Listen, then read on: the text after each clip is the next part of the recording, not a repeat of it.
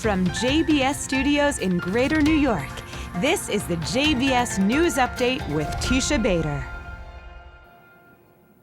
I'm Teisha Bader with the JBS News Update for Thursday, September the 29th, 2016.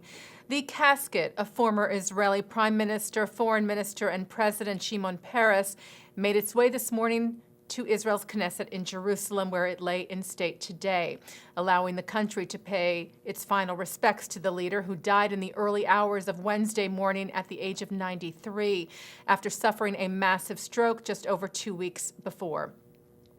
Israel police temporarily shut down the main highway connecting Tel Aviv to Jerusalem for the special police escort to the city, and then in a solemn ceremony, the casket was placed in front of Israel's parliament.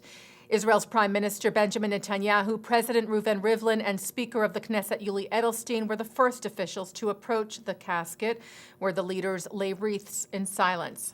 Former U.S. President Bill Clinton was among the first foreign leaders to arrive in Jerusalem, and he went directly to the Knesset to pay his respects. There were conflicting reports in the media yesterday as to whether U.S. President Barack Obama would be attending Peres' funeral tomorrow due to logistic issues. However, the president is, in fact, en route to Israel on Air Force One and will attend the funeral tomorrow and then return quickly to the U.S. This morning, President Obama ordered that all U.S. flags on federal property be flown at half-staff through sunset tomorrow in honor and memory of Peres. The order covers all federal buildings and grounds throughout the United States and its territories, as well as U.S. embassies, military bases, and other facilities abroad. And Palestinian Authority President Mahmoud Abbas will attend Peres' funeral tomorrow. The Palestinian leader had reached out to Israeli authorities today to be permitted to lead a delegation of PA officials to the funeral, and Israeli Prime Minister Netanyahu is said to have granted that permission. Jordan's King Abdallah sent a letter of condolence to Israeli President Rivlin over Peres' death and expressed his hope and support for the continuation of Peres' efforts towards peace. Jordan is sending its Deputy Prime Minister for Economic Affairs, Jawad El-Anani, to the funeral tomorrow. Egypt is sending its Foreign Minister, Sameh Shoukry, to the funeral. He will be accompanied by Egypt's recently appointed ambassador to Israel, Hazem Khairat. Some 80 foreign leaders are said to be on their way to the country for the funeral tomorrow. They include U.S. Secretary of State John Kerry, French President François Hollande, French Foreign Minister Laurent Fabius, German President Joachim Gauck, British Prime Minister Theresa May, British Foreign Minister Boris Johnson, former French President Nicolas Sarkozy, former British Prime Minister David Cameron, and Britain's Prince Charles. And tens of thousands of Israeli citizens paid their respects at the Knesset today, filing past Peres' casket, which will lay in state until 9 tonight, Israel time.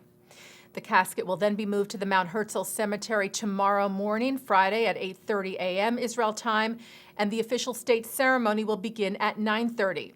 After the eulogies, a procession will make its way at 11 a.m. to the cemetery's Great Leaders of the Nation section, where the burial ceremony is scheduled to begin an hour later. Peres will be laid to rest between the late Prime Ministers Yitzhak Shamir and Yitzhak Rabin. By the way, Peres' personal physician and son-in-law, Dr. Rafi Walden, said today that the late leader's corneas are being donated. Spokeswoman for the National Transplant Center in Israel, Devorah Serzer, said that Peres advocated for organ donation when he served as Israel's president. Meanwhile, today, Israel's mission to the United Nations held a memorial ceremony for Peres at the UN in New York City. It was attended by Israel's ambassadors to the UN, Dani Danon, U.S. Ambassador to the UN, Samantha Power, and UN Secretary General Ban Ki-moon, as well as ambassadors from around the world. And looking at some other news, a ceremony took place today in Ukraine to mark 75 years since the massacre at Babi Yar. On September the 29th and 30th of 1941, SS units shot and killed over 33,000 Jews at a ravine near Kiev. Today, German President Joachim Gauck commemorated the massacre in a ceremony co-organized with the World Jewish Congress, whose president Ronald Lauder spoke at the ceremony. Leading up to the ceremony today in Ukraine, Lauder said that not everybody had learned the lessons of the Holocaust. He said that is the reason why we need more and not less remembrance. And we will have special programming tonight on JBS to remember the tragic events. At 8 o'clock, Russian poet Yevgeny Yevtushenko reads his dramatic poem, Babi Yar, from the Jewish Heritage Museum in New York, followed at 8:15 with Shostakovich's Symphony No. 13 that was inspired by that poem.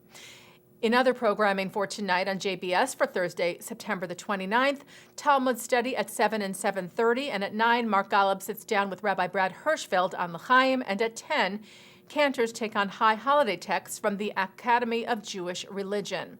And coming up right after this newscast tonight at 6:30, Mark Golub speaks with former Harvard law professor Alan Dershowitz on In the News. And that's the JBS News Update for Thursday, September the 29th, 2016. I'm Teisha Bader.